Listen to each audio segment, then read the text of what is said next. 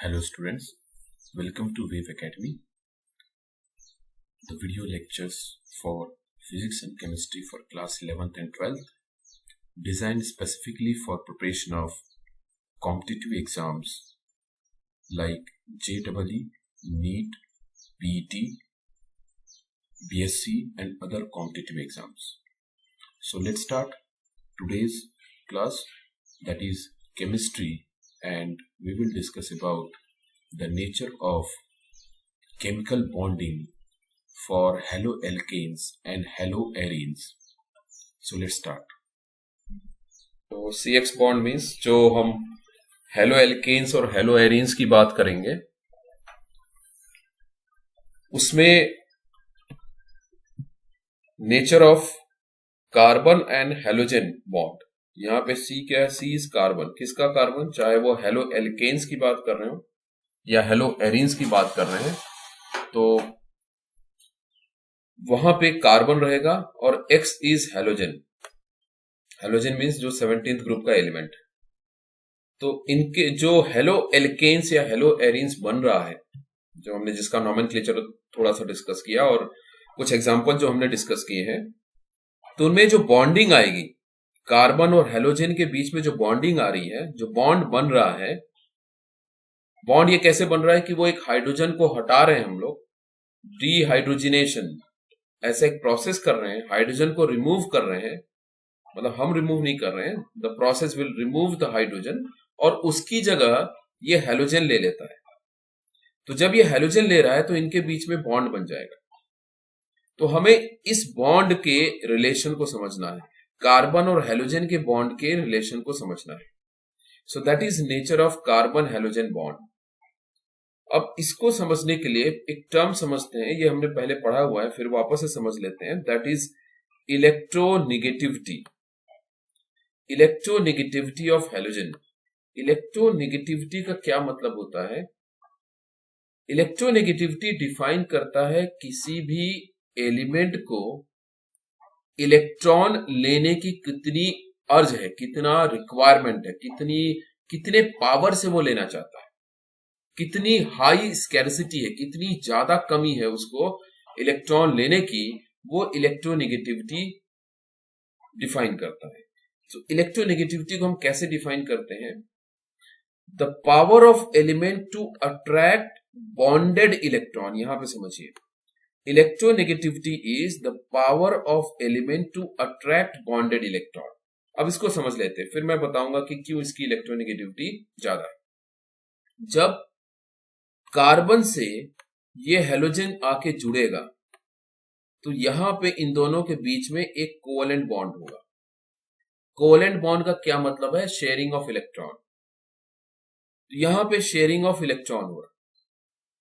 तो अब अगर मैं कार्बन और हेलोजन के कैरेक्टरिस्टिक को डिफाइन करूं, तो कार्बन को अपने ऑक्टेट को कंप्लीट करने के लिए 4 इलेक्ट्रॉन की जरूरत है, वेरेज हेलोजन को कंप्लीट करने के लिए केवल एक ही इलेक्ट्रॉन की जरूरत है। हेलोजन को अपने ऑक्टेट को कंप्लीट करने के लिए केवल एक इलेक्ट्रॉन की जरूरत पड़ रही है। अब अगर मैं इन दोनों को कंपेयर करूं तो इसका अर्ज, इसका requirement as compare to carbon ज्यादा हो, क्योंकि इसको केवल एक ही इलेक्ट्रॉन चाहिए। तो ये किसी भी तरीके से, बाय हुक एंड क्रूक, किसी भी तरीके से एक इलेक्ट्रॉन लेना चाहेगा, क्योंकि इसको अपने ऑक्टेट को कंप्लीट करने के लिए एक ही इलेक्ट्रॉन चाहिए। तो पीरियोडिक टेबल में हम ये ऑब्जर्व करते हैं कि जो 17th ग्रुप के जो एलिमेंट हैं, जिनको केवल एक इलेक्ट्रॉन चाहिए अपने ऑक्टेट को कंप्लीट करने के लिए, अपने आउटर मोस्ट ऑर्बिट को कंप्लीट करने के लिए, उनकी इलेक्ट्रोनेगेटिविटी सबसे ज्यादा होती है। तो इस इलेक्ट्रोनेगेटिविटी से होता क्या है कि ये जो हेलोजन है, इवन दो इन दोनों के बीच में कोवेलेंट बॉन्ड है, इवन दो इन दोनों के बीच में शेयरिंग ऑफ इलेक्ट्रॉन है। शेयरिंग ऑफ इलेक्ट्रॉन का मतलब, अगर मैं ये कार्बन लूं और ये हेलोजन लूं, तो ये जो पोर्शन है, ये जो पोर्शन बना, इस पोर्शन में वो इलेक्ट्रॉन्स हैं जो शेयर्ड हो रहे हैं between halogen and between carbon. तो अब ये जो शेयर्ड इलेक्ट्रॉन है, ये इसकी इलेक्ट्रोनेगेटिविटी ज्यादा की वजह से ज्यादा हैलोजन की तरफ शिफ्ट हो जाता है। क्या मतलब? मतलब ये होता है कि जो इलेक्ट्रॉन का डिस्ट्रीब्यूशन है या जो इलेक्ट्रॉन की शेयरिंग हो रही है वो ज्यादा से ज्यादा इसके आसपास घूमता है, इसके आसपास रहेगा, या दूसरे तरीके से कह सकते हैं जो क्लाउड है, the cloud of electron is nearer to halogen because of high electronegativity. यहां देखिए इलेक्ट्रोनेगेटिविटी कैसे डिफाइन किया है, power of element to attract bonded electron. ये बॉन्डेड इलेक्ट्रॉन है, बॉन्ड के इलेक्ट्रॉन है, शेयर्ड वाले इलेक्ट्रॉन है, लेकिन इसकी पावर इलेक्ट्रॉन को अपनी तरफ अट्रैक्ट करने की ज्यादा है। तो ये जो पावर है, इस पावर को बोलते हैं इलेक्ट्रोनेगेटिविटी। अब इस इलेक्ट्रोनेगेटिविटी से इनके बीच में जो बॉन्ड बना, इसकी कुछ प्रॉपर्टी होती है, कुछ कैरेक्टरिस्टिक होती है।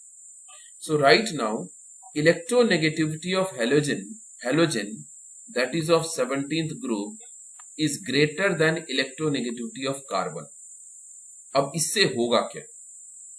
इससे होता यह है कि जो 17th ग्रुप के एलिमेंट हैं, 17th group element have higher electronegativity as compare to any group in the periodic table.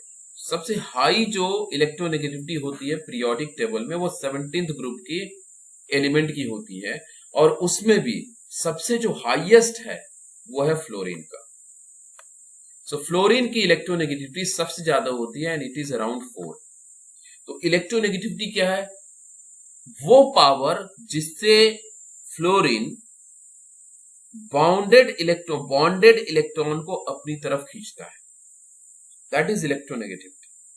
तो अगर हम फ्लोरीन, क्लोरीन, ब्रोमीन, आयोडीन की बात करें तो सबसे ज्यादा इलेक्ट्रोनेगेटिविटी फ्लोरीन की है, फिर क्लोरीन की है, फिर ब्रोमीन की है, फिर आयोडीन की है इलेक्ट्रोनेगेटिविटी। अब यहां समझिए कि जब ये कार्बन के साथ कोवेलेंट बॉन्ड बनाएगा और अपनी इलेक्ट्रोनेगेटिविटी से इस बॉन्डेड इलेक्ट्रॉन को अपनी तरफ खींचेगा, तो शो ये होगा कि ये जो है एक नेगेटिव बिहेवियर शो करेगा और ये पॉजिटिव। क्या मतलब? ये देखिए, ये वाला पोर्शन को देखिए, यहां पे ये जो इलेक्ट्रॉन का क्लाउड है ये हैलोजन की तरफ है। इससे होता यह है कि जो हैलोजन है वो एक पार्शियल नेगेटिव की कैरेक्टरिस्टिक शो करता है, क्योंकि इसने इलेक्ट्रॉन को अपनी तरफ खींचा है। तो हैलोजन के पास, इवन दो ये बॉन्डेड है, और हैलोजन के पास एक्सेस ऑफ इलेक्ट्रॉन है। इसकी वजह से जिसके पास भी एक्सेस इलेक्ट्रॉन होते हैं, जिसके पास भी ज्यादा इलेक्ट्रॉन होते हैं, वो नेगेटिव चार्ज का कैरेक्टरिस्टिक शो करते हैं। तो इस बिहेवियर की वजह से जो हैलोजन है वो पार्शियली नेगेटिव हो जाता है। पार्शियली नेगेटिव, डेल्टा माइनस दिख रहा है, ये पार्शियली नेगेटिव है। क्योंकि ये पार्शियली नेगेटिव है, इसने जो इलेक्ट्रॉन है वो इस बॉन्डेड जो बॉन्ड है वहां से अपनी तरफ खींचा है। उसकी वजह से यहां पे एक पार्शियल पॉजिटिव कैरेक्टरिस्टिक बन जाता है जो कार्बन के पास आता है। तो अब यहां हो क्या रहा है कि इस बॉन्ड से हैलोजन पार्शियली नेगेटिव हो जाता है और कार्बन पार्शियली पॉजिटिव का कैरेक्टरिस्टिक शो करता है। अब इसकी वैल्यू डेल्टा माइनस की वैल्यू कितना होगी, डेल्टा माइनस की वैल्यू कितना होगा, that will depend on electronegativity of halogen। मतलब ये हुआ कि higher the electronegativity, higher will be delta minus and higher will be delta plus। फिर से समझते हैं क्या मैं बोल रहा हूं। मैं ये बोल रहा हूं कि अगर हम X जो हैलोजन को शो कर रहा है, इस X की जगह अगर फ्लोरीन रखा जाए, क्लोरीन रखा जाए, ब्रोमीन रखा जाए, आयोडीन रखा जाए, तो क्या हर एक केस में डेल्टा माइनस की वैल्यू सेम रहेगी? देखिए डेल्टा माइनस क्या है, एक स्मॉल चार्ज होगा। अब स्मॉल चार्ज की जो वैल्यू होगी obviously it will be in terms of charge of 1 electron. और एक इलेक्ट्रॉन का चार्ज आप जानते हैं that is 1.6 into 10 to the power minus 19 coulomb होता है, 10 की पावर माइनस 19 कूलम। तो अब आप ये देखिए कि अगर यहां पे आयोडीन रखा जाए तो क्या उसकी वैल्यू एक इलेक्ट्रॉन के चार्ज के बराबर होगी या 2 के बराबर होगी या 3 के बराबर होगी। और जब यहाँ ब्रोमीन रख दें तब ये चार्ज की वैल्यू क्या होगी, क्लोरीन रख दें तब ये चार्ज की वैल्यू क्या होगी। तो यहाँ देखिए जिसकी जितनी ज्यादा इलेक्ट्रोनेगेटिविटी होगी वो उतने ज्यादा इलेक्ट्रॉन को अपनी तरफ खींचेगा। जो जितने ज्यादा इलेक्ट्रॉन को अपनी तरफ खींचेगा उसकी जो पार्शियल नेगेटिव चार्ज है उतना ज्यादा होगा। अब जितना पार्शियल नेगेटिव चार्ज बढ़ेगा उतना ही पार्शियल पॉजिटिव चार्ज बढ़ेगा। तो इसलिए यहां क्या बोला जा रहा है, higher electronegativity higher the partial negative और पार्शियल पॉजिटिव चार्ज डेवलप्ड। अब ठीक है, डेवलप हो रहा है हर एक केस में। तो किसमें ज्यादा डेवलप होगा, किसमें डेल्टा माइनस की वैल्यू ज्यादा होगी, ऑब्वियसली फ्लोरीन में। और सबसे कम किसमें होगी, आयोडीन में। 17th ग्रुप के लिए फ्लोरीन में सबसे ज्यादा डेल्टा माइनस की वैल्यू आएगी और आयोडीन में सबसे कम डेल्टा माइनस की वैल्यू आएगी in comparison to 17th group element. अब देखिए इसकी वजह से क्या हो रहा है, ये जो डेल्टा माइनस और डेल्टा प्लस डेवलप हुआ इसकी वजह से ये बॉन्ड पोलर कैरेक्टरिस्टिक शो करने लगता है। अब ये पोलर कैरेक्टरिस्टिक क्या होता है, तो पोलर कैरेक्टरिस्टिक को समझने के लिए पहले आप इसको समझिए कि जब कार्बन और हाइड्रोजन जुड़ते हैं, जब कार्बन और हाइड्रोजन होते हैं तो इस केस में ये जो इलेक्ट्रॉन का डिस्ट्रीब्यूशन होगा वो ऑलमोस्ट सिमेट्रिकल होगा या इक्वल होगा। इस तरीके का क्लाउड का फॉर्मेशन इनके बीच में नहीं होता, जिसकी वजह से इनमें ये पार्शियल नेगेटिव और पार्शियल पॉजिटिव ऐसा कोई कैरेक्टरिस्टिक शो नहीं होता। तो उस केस में ये एक नॉन पोल बनते हैं, कोई पोल नहीं है। पोल मतलब जहां पे अपोजिट चार्ज डेवलप हो, अपोजिट पोल डेवलप हो, जैसे मैग्नेट में नॉर्थ पोल साउथ पोल। तो magnet is a polar material. या जो हमने डाइपोल पढ़ा है फिजिक्स में, जो डाइपोल पढ़ा है, तो dipole is a polar characteristic क्योंकि उसके पास दो पोल है, एक पॉजिटिव एक नेगेटिव। तो इसी तरीके से इस कैरेक्टरिस्टिक की वजह से, कौन सी कैरेक्टरिस्टिक, जब कार्बन के साथ कोई हेलोजन जुड़ता है तो उसकी वजह से उनमें ये जो पार्शियल नेगेटिव और पार्शियल पॉजिटिव डेवलप हो रहा है उसकी वजह से ये एक पोलार कैरेक्टरिस्टिक शो करने लगता है। So even though there is sharing of electron, covalent bond हो रहा है, फिर भी ये एक पोलार कैरेक्टरिस्टिक शो करता है। पोलार कैरेक्टरिस्टिक का मतलब है इनके पास पोल्स बन जाते हैं। तो पोल्स क्या बने, हेलोजन के पास माइनस चार्ज का और कार्बन के पास प्लस चार्ज का पोल बन गया। तो कितने पोल बने, दो पोल बने, एक माइनस का एक प्लस का, इसलिए इसको क्या बोलेंगे, डाईपोल। दो डाई मीन्स टू पोल, और ये पोल किस नेचर का है, इलेक्ट्रिक नेचर का, मतलब पॉजिटिव और नेगेटिव चार्ज का है। तो यहां पे CX एक डाईपोल बनाता है। सो डाईपोल फॉर्म्स, एक डाईपोल बनता है बिटवीन कार्बन एंड हेलोजन। ठीक, सो CX bond is polar bond. तो एक इंपॉर्टेंट नेचर या कैरेक्टरिस्टिक ऑफ CX बॉन्ड क्या मिला, it is a polar bond.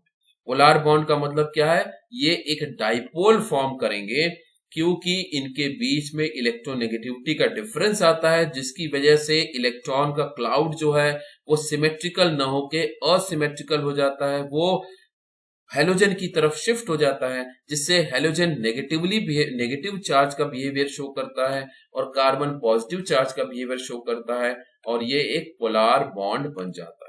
तो कार्बन और हेलोजन के बीच में जो बॉन्ड बना वो एक पोलार बॉन्ड बना। यहां तक अभी आपको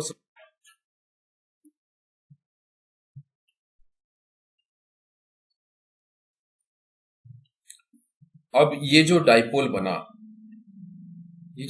बना बिटवीन कार्बन एंड हेलोजन, तो यहां X फ्लोरीन हो सकता है क्लोरीन हो सकता है, ब्रोमीन हो सकता है, आयोडीन हो सकता है। तो जब अलग अलग आते हैं तो जैसा आप डाइपोल में जानते हैं, जैसा हमने फिजिक्स में पढ़ा है, डाइपोल में दो पोल होता है, एक प्लस क्यू का होता है और एक माइनस क्यू का। प्लस क्यू और एक माइनस क्यू का रहता है, और इनके बीच में एक डिस्टेंस होता है जिसको बोलते हैं डाइपोल लेंथ, जिसको हम फिजिक्स में 2L से शो करते हैं। तो ये जो डाइपोल लेंथ बनता है वो अब हम कार्बन और हैलोजन के बीच में उसके नेचर को स्टडी कर रहे हैं। तो जैसे इस केस में आप देखेंगे, कार्बन और फ्लोरीन के केस में, तो आप देखेंगे कि कार्बन का साइज फ्लोरीन से बड़ा है। कार्बन का साइज फ्लोरीन से बड़ा है। वो क्यों बड़ा है? क्योंकि even though atomic number of carbon is 6 और atomic number of fluorine is 7, still जो साइज है वो कार्बन का बड़ा है, क्योंकि हम कहां जा रहे हैं? रो में मूव कर रहे हैं। ग्रुप में न मूव करके आप रो में, पीरियड्स में मूव कर रहे हैं। तो पीरियड में आप देखते हैं कि जैसे जैसे हम स्टेबल एलिमेंट या नोबल गैस एलिमेंट की तरफ मूव करते हैं, साइज रिड्यूस होता है। तो you will find that the size of carbon is smaller, greater than, larger than the size of fluorine. और इनके बीच में ये डिस्टेंस जो है, किसके बीच में? Nucleus of carbon and nucleus of fluorine के बीच का जो डिस्टेंस है, ये बनता है डाइपोल लेंथ। ये क्या बनता है? ये जो 2L हम डिस्कस करते हैं, 2L, तो ये 2L बनता है। So this is dipole length. तो ये जो डाइपोल लेंथ है that is between carbon and fluorine. इसी तरीके से अगर हम क्लोरीन में जाते हैं, अब क्लोरीन का जो एटॉमिक नंबर है, क्लोरीन का जो एटॉमिक नंबर है, इट इज क्वाइट लार्ज, क्योंकि इस क्लोरीन में एक नया शेल या नया ऑर्बिट आता है, इसलिए size of chlorine is greater than size of fluorine, as well as this is greater than size of carbon. फिर से समझते हैं, क्लोरीन का जो एटॉमिक साइज है that is greater than carbon, क्योंकि क्लोरीन में एक और शेल जुड़ जाता है।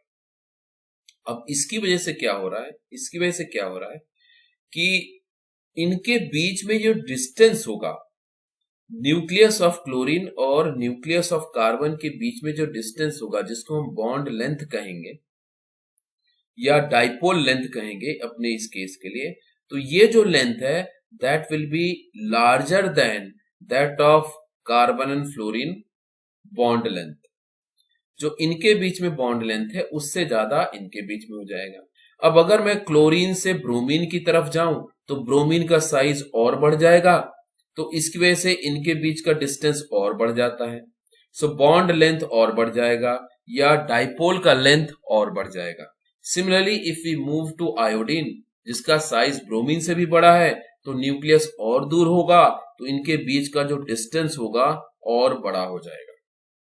तो मिलता यह है कि जब हमें यह पता चला कि कार्बन और हैलोजन डाइपोल बनाते हैं, तो उनके डाइपोल लेंथ को जब हम मेजर करने गए तो मिला यह कि जो डाइपोल लेंथ है वो हर एक हैलोजन का अलग अलग है। सबसे छोटा डाइपोल लेंथ जो है वो है कार्बन और फ्लोरीन का, और सबसे बड़ा जो डाइपोल लेंथ है that is between carbon and iodine. Reason क्या मिला? रीजन ये मिला क्योंकि एटम का साइज, क्योंकि जो हैलोजन है इनका साइज, सबसे बड़ा साइज आयोडीन का है, फिर ब्रोमीन का है, फिर क्लोरीन का है, फिर फ्लोरीन का है। क्योंकि साइज बढ़ता है इसलिए जो बॉन्ड लेंथ है वो भी वेरी करता है। अब इससे क्या होता है?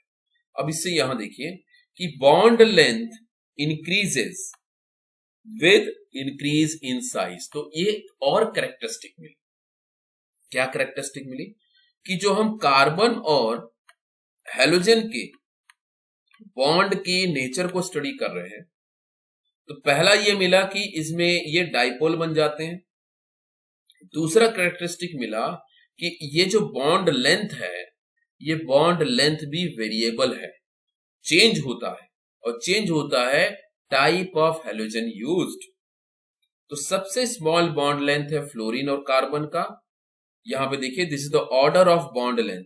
ऑर्डर ऑफ बॉन्ड लेंथ एक बार देख लेते हैं। ऑर्डर ऑफ बॉन्ड लेंथ क्या बोल रहा है कि जो सबसे बड़ा बॉन्ड लेंथ है वो कार्बन और आयोडीन के बीच में है, फिर कार्बन और ब्रोमीन के बीच में है, फिर कार्बन और क्लोरीन के बीच में है, और सबसे छोटा जो बॉन्ड लेंथ है वो है कार्बन और फ्लोरीन के बीच में। तो ये हमें ऑर्डर ऑफ बॉन्ड लेंथ मिला। देखिए, इन सभी जो भी ऑर्डर की बात की जाएगी या जो भी हम इलेक्ट्रोनेगेटिविटी या जो भी प्रॉपर्टी हम लोग यहां समझ रहे हैं उसको बहुत ध्यान से समझिए। कोई भी डाउट आए कृपया पूछिए, क्योंकि ये सारे चीज आपके बेस को या फंडामेंटल को स्ट्रॉन्ग करेंगे related to organic part.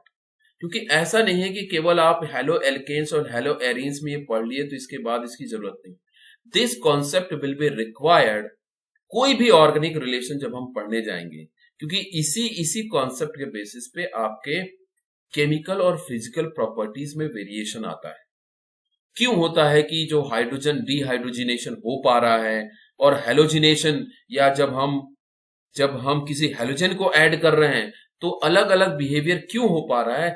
So these are some of the properties. इसलिए इससे रिलेटेड जो भी कॉन्सेप्ट है, जो भी आपके पास कोई भी डाउट है, उसको बहुत अच्छे से क्लियर करिए। अब आगे बढ़ते हैं। अब बॉन्ड लेंथ के बारे में हमने पढ़ लिया। अब जो नेक्स्ट कॉन्सेप्ट पढ़ेंगे that will be associated with bond length. देखिए, सारी कैरेक्टरिस्टिक जो भी हम इलेक्ट्रोनेगेटिविटी पढ़ रहे हैं, फिर हम बॉन्ड लेंथ पढ़ रहे हैं। इलेक्ट्रोनेगेटिविटी की वजह से क्या डेवलप हुआ? इलेक्ट्रोनेगेटिविटी की वजह से डाइपोल डेवलप हुआ। अब डाइपोल को लेके हम यहां पे आ गए हैं बॉन्ड लेंथ से रिलेटेड। सो ये आप देख रहे हैं इंटरकनेक्टेड है। अब जब हम बॉन्ड लेंथ से नेक्स्ट टर्म में जाएंगे तो आप देखेंगे there is also a relation between bond length and next characteristic. और जो नेक्स्ट कैरेक्टरिस्टिक है वो है बॉन्ड डिसोसिएशन एंथैल्पी। यहां पे वर्ड पे ध्यान देंगे, क्योंकि इतने सारे चीज प्रॉपर्टीज पढ़नी है तो आप शब्दों पे ध्यान दीजिए, वर्ड पे ध्यान दीजिए। यहां पे बोल रहा है बॉन्ड डिसोसिएशन एंथैल्पी। तीनों को टुकड़े टुकड़े करते हैं, फिर समझते हैं। Bond obviously it is related to this bond, कोई भी बॉन्ड, इससे रिलेटेड बात हो रही है। डिसोसिएशन मतलब अलग करने की, डिडक्ट करने की, हटाने की। तो डिसोसिएशन मतलब इस बॉन्ड को तोड़ने की बात हो रही है। और enthalpy is related to energy. इसको तोड़ना है तो अपने आप तो नहीं टूटेगा कि टूट जा भाई, ऐसा तो नहीं होगा।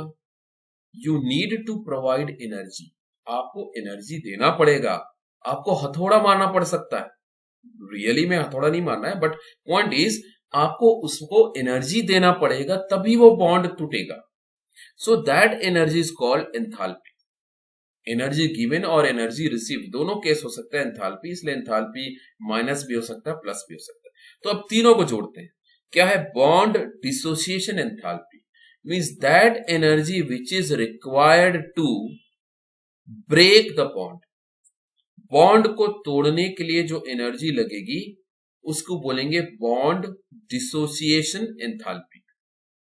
अब यहां देखिए, बॉन्ड डिसोसिएशन एंथैल्पी में higher for small bond length, ये चीज आप ध्यान रख लेंगे।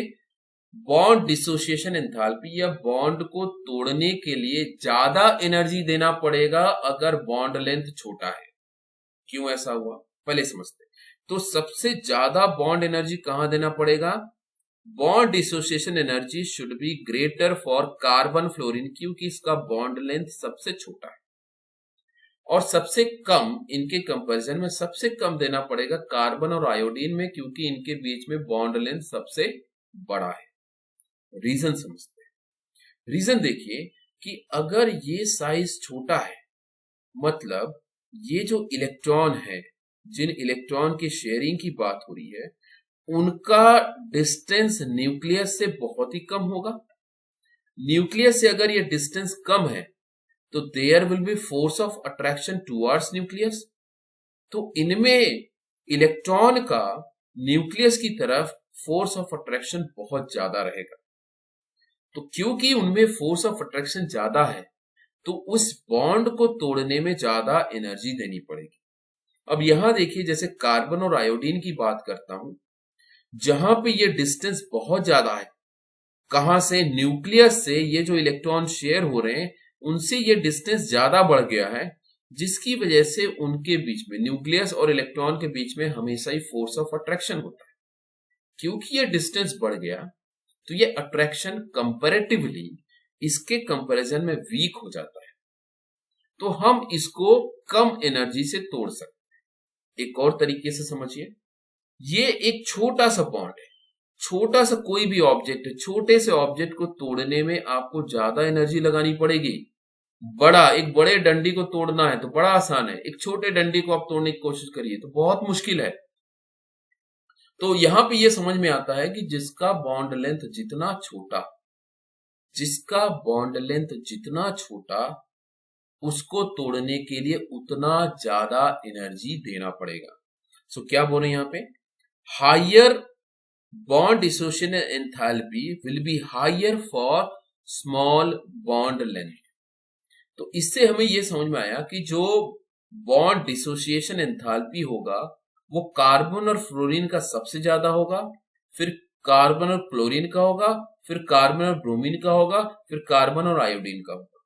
तो इसका अगर मुझे ऑर्डर बनाना होता, सो दिस इज ऑर्डर, ये किसका ऑर्डर है, देखिए ये अगर ऑर्डर ऑफ बॉन्ड लेंथ है, इसका उल्टा कर देंगे तो बन जाएगा order of bond dissociation enthalpy. तो जो बॉन्ड डिसोसिएशन एंथैल्पी है कार्बन फ्लोरीन की सबसे ज्यादा, कार्बन क्लोरीन की उससे कम, कार्बन ब्रोमीन की उससे कम और कार्बन आयोडीन की सबसे कम। तो this should be the bond dissociation enthalpy, ये ऐसा होना चाहिए, क्योंकि हमने क्या बोला, higher bond dissociation enthalpy for small bond length. अब यहां पे ध्यान देंगे, अब यहां पे एक छोटा सा एक्सेप्शन है, और वो एक्सेप्शन इनके बीच में हो जाता है। इनके बीच में एक्सेप्शन क्या बन रहा है कि जो एक्सपेरिमेंट करके जब इस ऑर्डर को चेक किया गया, प्रैक्टिकल लैब होता है आपका, उसी तरीके से इसके ऊपर जब प्रैक्टिकली चेक किया गया कि कितनी एंथैल्पी देनी पड़ेगी, कितना एनर्जी देना पड़ेगा उसको तोड़ने के लिए, तो इसमें थोड़ा सा चेंज मिला।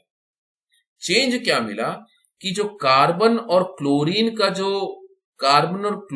जो बॉन्ड डिसोसिएशन एंथैल्पी है वो सबसे ज्यादा है।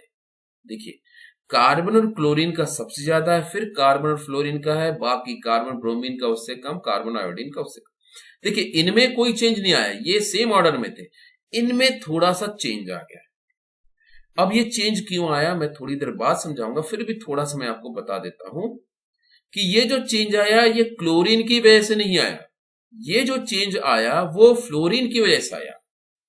अब फ्लोरीन का इलेक्ट्रोनेगेटिविटी अगर आप देखेंगे वो सबसे ज्यादा है, फ्लोरीन का इलेक्ट्रोनेगेटिविटी है 4, वहीं पे अगर आप क्लोरीन का देखेंगे तो वो 3.5 है, 3.5 इलेक्ट्रोनेगेटिविटी है फॉर क्लोरीन। तो जो इलेक्ट्रोनेगेटिविटी है फ्लोरीन की ज्यादा है, बॉन्ड लेंथ फ्लोरीन का सबसे कम है, तो बॉन्ड डिसोसिएशन एंथैल्पी फ्लोरीन का सबसे ज्यादा होना चाहिए। बट मिला क्या कि कार्बन और फ्लोरीन का जो बॉन्ड डिसोसिएशन एंथैल्पी है वो कार्बन और क्लोरीन से कम मिला, बाकी इन दोनों से ज्यादा मिला। कम क्यों मिला थोड़ी देर बाद समझेंगे, अभी यहां तक क्लियर हो लेते हैं। So bond dissociation enthalpy. अब आगे आते हैं, ये डिसोसिएशन एंथैल्पी क्या होती है उसको समझ लेते हैं। डिसोसिएशन एंथैल्पी इज, जो हम बॉन्ड डिसोसिएशन एंथैल्पी की बात करें जिसके बारे में मैंने आपको बता दिया, वही चीज यहां लिखा है। Dissociation enthalpy is amount of energy required to break और डिसोसिएट बॉन्ड, है ना, कितनी एनर्जी देनी पड़ेगी, रिक्वायर्ड है बॉन्ड को तोड़ने के लिए या अलग करने के लिए। So that is called dissociation enthalpy. क्या है, amount of energy required to break और डिसोसिएट बॉन्ड को अलग करने या बॉन्ड को तोड़ने के लिए जो एनर्जी की रिक्वायरमेंट है, that energy is called bond dissociation enthalpy. और हमने क्या लिखा, smaller the bond length higher the energy requirement. Smaller, जितना छोटा बॉन्ड लेंथ होगा, जो अब छोटा सा एक लकड़ी का टुकड़ा लीजिए, उसको तोड़ने में ज्यादा डिफिकल्टी होगी, बड़े से टुकड़े को तोड़ने में आसानी है, कम एनर्जी पे टूट जाएगा बड़ा वाला, लेकिन छोटे वाले को तोड़ने के लिए आपको ज्यादा एनर्जी देनी पड़ेगी।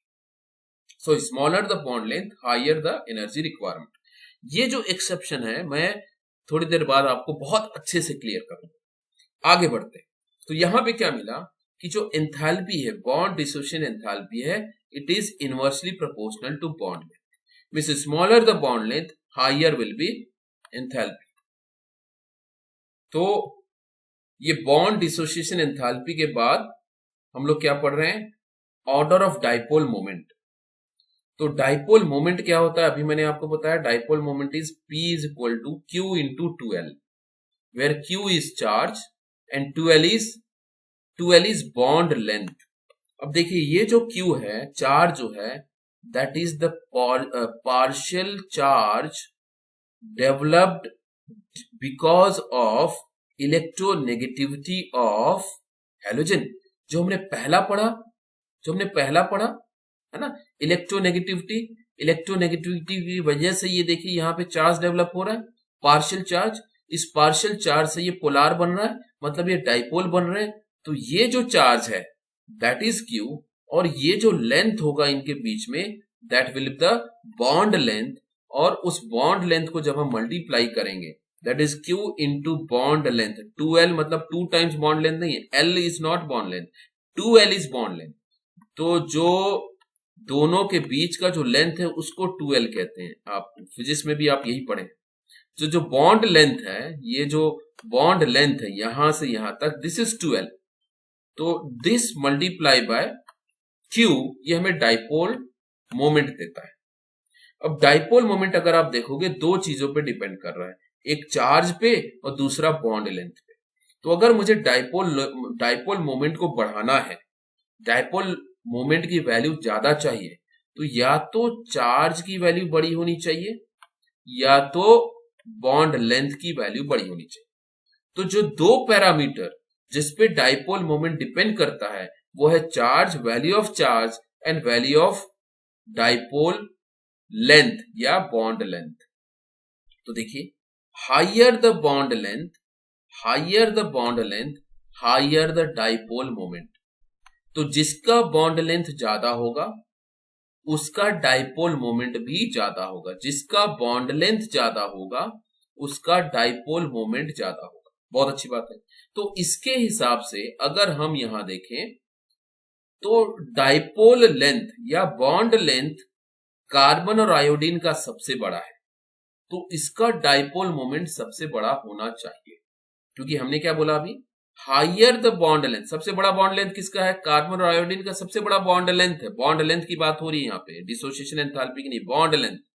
तो बॉन्ड लेंथ सबसे बड़ा, यहां देख लीजिए बॉन्ड लेंथ हमने यहां पढ़ा था, ऑर्डर ऑफ बॉन्ड लेंथ। तो सबसे ज्यादा बॉन्ड लेंथ कार्बन और आयोडीन की और सबसे कम कार्बन और फ्लोरीन की है।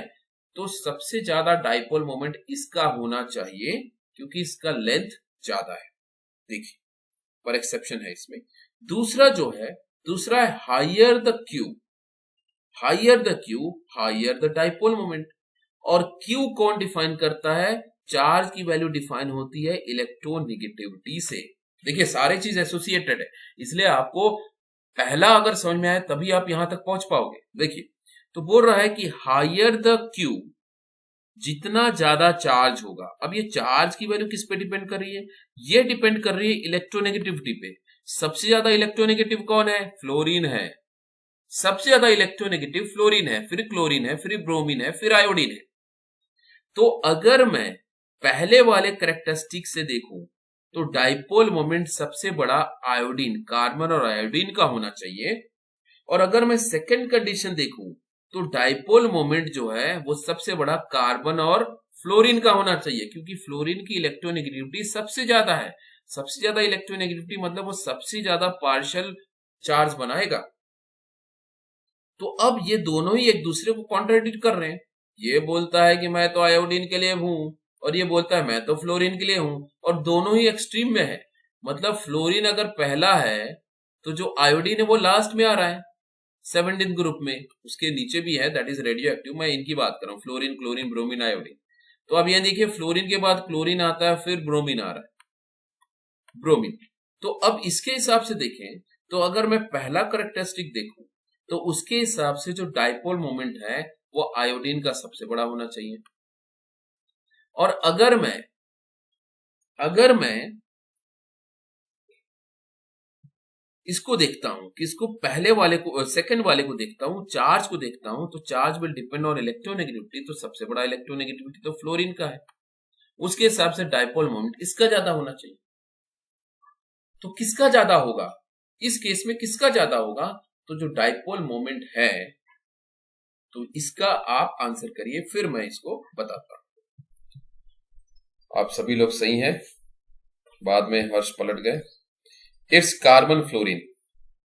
तो कार्बन और फ्लोरीन का जो डाइपोल मोमेंट है वो सबसे ज्यादा है इन कंपैरिजन टू आयोडीन। अब रीजन समझते हैं ऐसा क्यों हो गया, जबकि ये दोनों पे डिपेंड कर रहा है, चार्ज पे भी डिपेंड कर रहा है और लेंथ पे भी डिपेंड कर रहा है। तो ऐसा क्यों है कि जो कार्बन फ्लोरीन का जो डाइपोल मोमेंट है वो कार्बन आयोडीन से ज्यादा है? ऐसा इसलिए है कि ये जो हम बॉन्ड लेंथ की बात कर रहे हैं, ये जो हम बॉन्ड लेंथ की बात कर रहे हैं, इसका जो मैग्नीट्यूड होता है वो होता है in the power of 10 to the power -12। इसके मैग्नीट्यूड में होता है -12 मीटर। इसके मैग्नीट्यूड, जिसको हम पिकोमीटर भी कहते हैं, तो इतना स्मॉल होता है। अब सपोज कार्बन और फ्लोरीन का मैं बोलूं तो कार्बन और फ्लोरीन का है अगर 3 into 10 to the power -12 metre, और कार्बन आयोडीन का मैं देखूं, कार्बन आयोडीन का, तो ये है 7 इंटू 10 टू द पावर -12। क्या फर्क पड़ा? बिल्कुल हम बोल रहे हैं कि इनके बॉन्ड लेंथ में चेंज आया, बिल्कुल आया है चेंज। ये 3 है और ये 7 है, लेकिन जब आप पिकोमीटर के टर्म में बात करेंगे, पिकोमीटर के टर्म में बात करेंगे, तो 3 हो और ये 70 हो या 90 हो, इट इज इनसिग्निफिकेंट। तो even though there is effect of length on dipole moment, but ये कंपैरिजन दो अलग अलग ग्रुप के लिए तो पॉसिबल है कि 17th ग्रुप और 13th ग्रुप का कंपैरिजन किया जाए, तो उसके लिए ये बॉन्ड लेंथ का कंपैरिजन ठीक है। लेकिन हम 17th ग्रुप के ही एलिमेंट का अगर कंपैरिजन करें related to bond length, there is difference, but this difference is very small. तो 3 पिकोमीटर एंड 7 पिकोमीटर 10 की पावर -12 वाले मैग्नीट्यूड में ये जो डिफरेंस आएगा, it is insignificant in comparison to their electronegativity.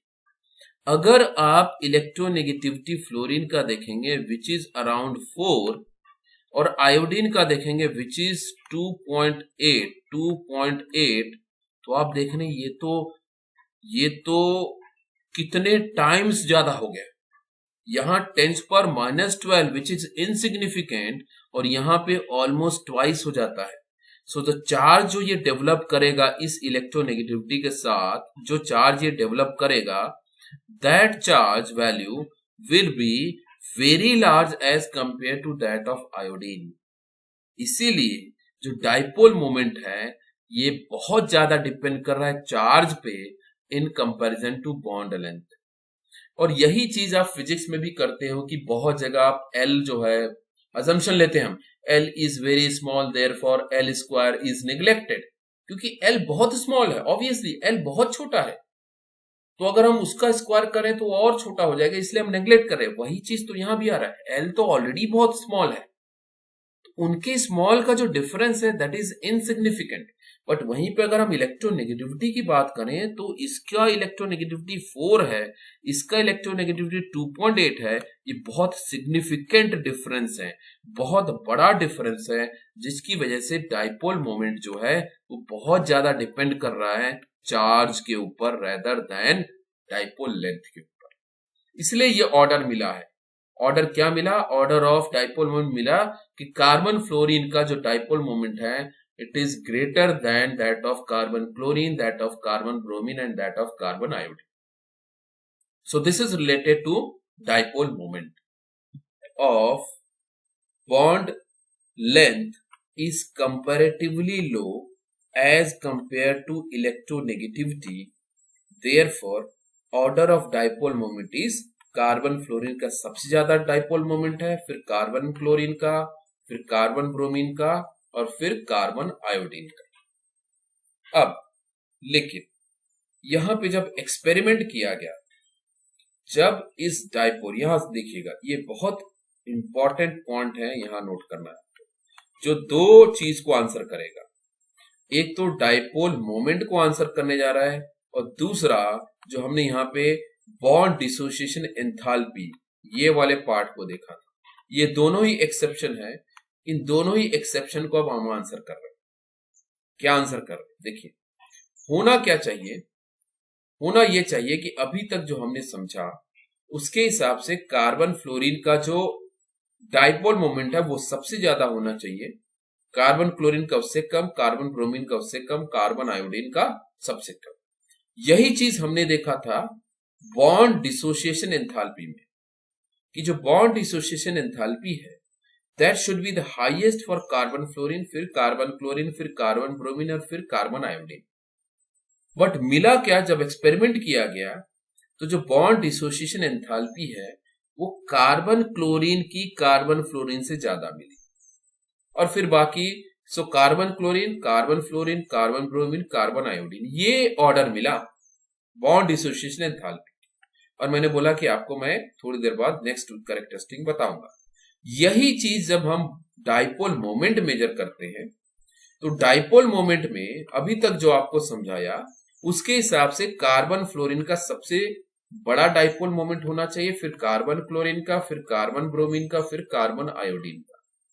पर मिला क्या, जब एक्सपेरिमेंट किया गया तब मिला कि ये दोनों में वापस इंटरचेंज है, जैसा हमें बॉन्ड डिसोसिएशन एंथैल्पी में मिला था वही ऑर्डर हमें डाइपोल मोमेंट में भी मिला. तो डाइपोल मोमेंट में क्या मिला कि कार्बन क्लोरीन का जो डाइपोल मोमेंट है it is greater than carbon fluorine which is greater than carbon bromine and carbon iodine. तो यहां पे ये दोनों में वापस इंटरचेंज मिला.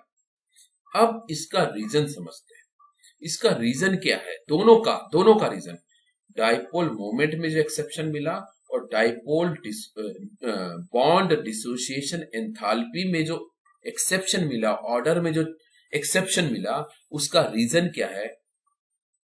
तो जो रीजन आया है वो है reason being electron gain enthalpy of chlorine, electron gain enthalpy of chlorine is larger than that of fluorine, even though electronegativity, electron gain enthalpy is nothing but dissociation energy की जो हम बात करें वही चीज हो रही है कि क्लोरीन का जो इलेक्ट्रॉन गेन एंथैल्पी या क्लोरीन का जो बॉन्ड डिसोसिएशन एंथैल्पी है this is greater then fluorine, even though electronegativity of fluorine is greater than chlorine.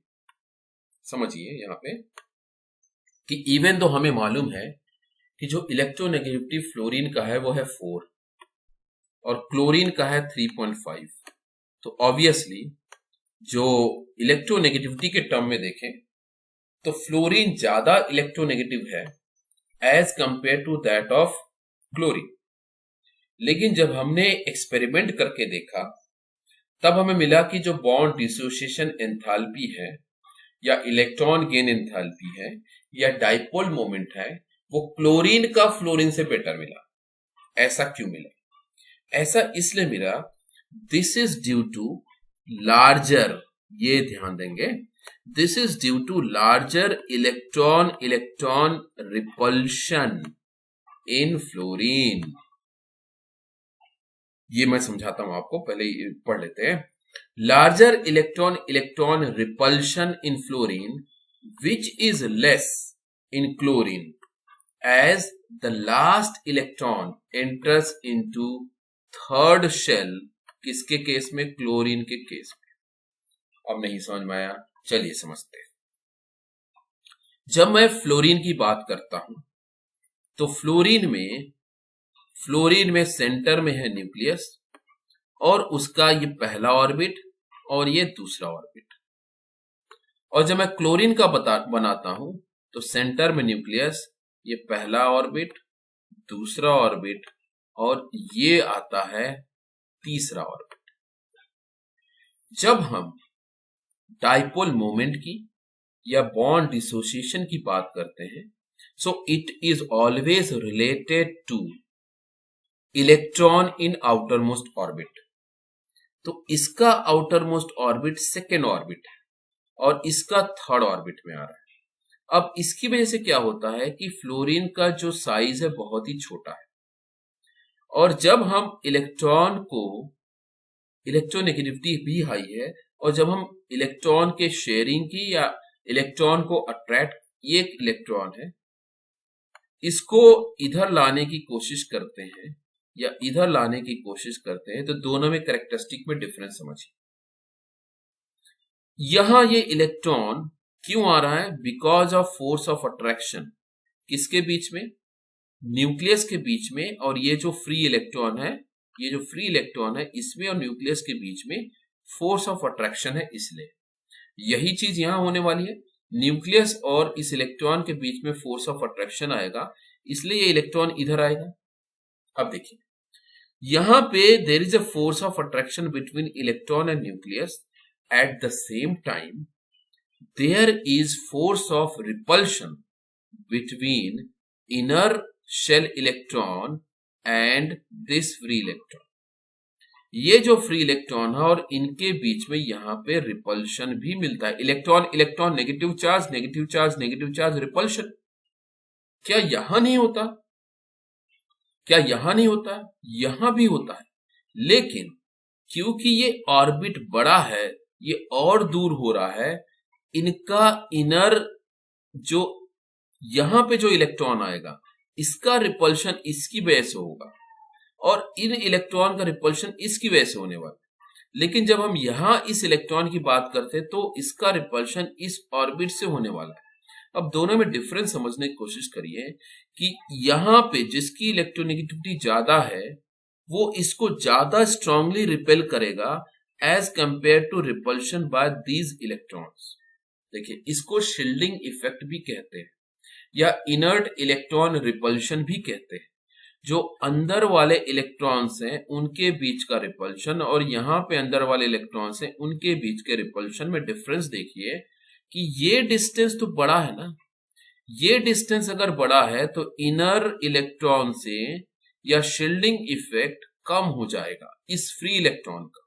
और यही चीज अगर हम यहां देखें तो शील्डिंग इफेक्ट यहां पे इनके बीच का जो रिपल्शन है वो ज्यादा स्ट्रांग होगा, बहुत ज्यादा स्ट्रांग होगा। इसलिए यहां पे बोल रहा है this is due to larger electron repulsion in fluorine. ये मैंने फ्लोरीन का बनाया था और ये है क्लोरीन का। तो आप देख सकते हैं कि क्लोरीन में और इस इलेक्ट्रॉन में इलेक्ट्रॉन रिपल्शन वीक है एज कंपेयर टू फ्लोरीन और इस इलेक्ट्रॉन के बीच में। तो ये जो रिपल्शन है ये स्ट्रॉन्गर है। Electron repulsion is larger in fluorine as compare to that of chlorine, क्योंकि जो क्लोरीन का इलेक्ट्रॉन है, लास्ट इलेक्ट्रॉन जो है वो थर्ड शेल में एंटर करता है और थर्ड शेल में एंटर करने की वजह से उनके बीच में जो रिपल्शन होगा वो वीक हो जाएगा, डिस्टेंस बढ़ जाता है। इस रीजन की वजह से even though fluorine is more electronegative, but electron repulsion की वजह से जो चार्ज डेवलप होगा, पार्शियल चार्ज जो डेवलप होगा, वो पार्शियल चार्ज क्लोरीन का ज्यादा स्ट्रॉन्ग डेवलप होगा as compare to that of fluorine, जिसकी वजह से जो बॉन्ड डिसोसिएशन एंथैल्पी है या जो डाइपोल मोमेंट है that is greater for carbon chlorine as compared to that of carbon and fluorine.